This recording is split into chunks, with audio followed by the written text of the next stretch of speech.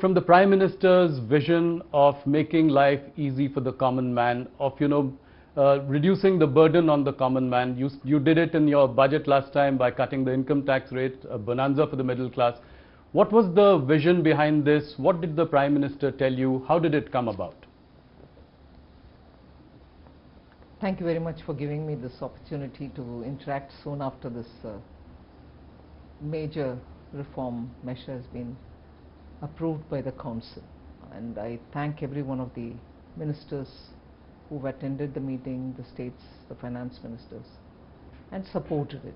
Otherwise it wouldn't have come to see the light of the day. Well,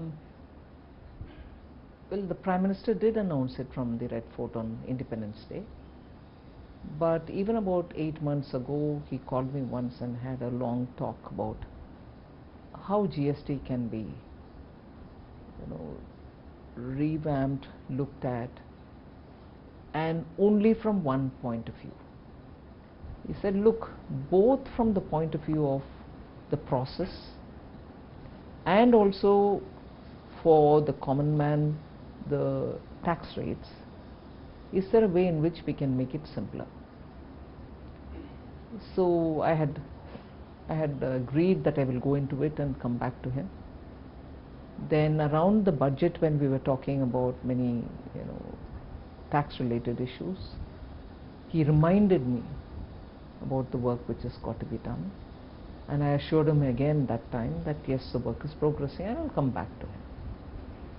So sometime after the budget session was over of the Parliament, I said I'm somewhere close to giving him a proposal which he can guide me further and so on. And then a bit later, much later, because the developments of May, April, when Operation Sindoor had happened, and after April priorities have been on very many different grounds, and when next opportunity came, I went, gave him a detailed description. Is that I just want, as I said at the first meeting, the simplistic or simplified, not simplistic, simplified way of doing business. So I don't want small businesses sitting at the computer, getting the auditor to do it. And also, like the way we did in the budget, respecting the middle class, respecting the taxpayer, respecting people who are really the ones out of their salaries giving the tax. We need to do something for the day-to-day indirect tax which falls on every Indian citizen in some way or the other. So this tax is something which touches the lives of every citizen, and therefore we need to be a lot more sensitive. So I went back with this comment, redid it, sharp focused it, and that's how this proposal came. And we, for the first time in GST's history, Council's history, the centre has come up with a proposal.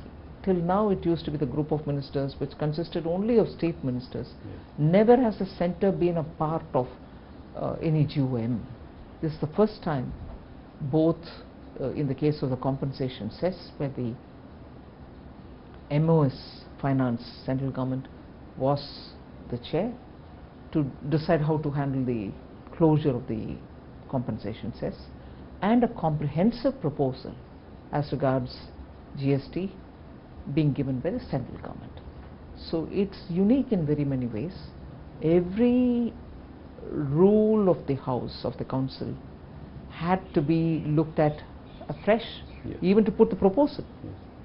So I'm glad it went through the whole grind, didn't ignore any rule or expectation or the law of the GST, and has gone through. And taking everyone along. Unanimously. That's right. At the heart of this is obviously, the common man. In fact, Money Control had put out a tweet saying that how it also impacts, it is the health of every citizen in India, to which the Prime Minister in fact said that it is also to do with Swasth Bharat. Yes. So what was the driving motivation, behind this bill? See, I had to do a dredging kind of an exercise. Yes. For every item which comes under the GST, goods or services, had to be looked at, not just by their codes, not just by their names, but to regroup them from the point of view of daily use items, that which is consumed by citizens, middle class, the poor in particular, and then you looked at those which are going to hit the farmers, those which are going to hit the middle class, and so on. Because eventually daily use items or items which are necessary for this transition of India from a emerging developing economy to a Vikasit Bharat cannot be on the back of just the approach of we need more development, bridges, roads, some contracts for works and so on, but also that the aspirations of the growing families will have to be met. So we had to regroup them in such a way, okay, this is essential for, let's say, the families, poor middle class families. Of course the rich will come in. So what do we do as a treatment for it? But even as we were talking about this, we are talking about the classification of goods and services.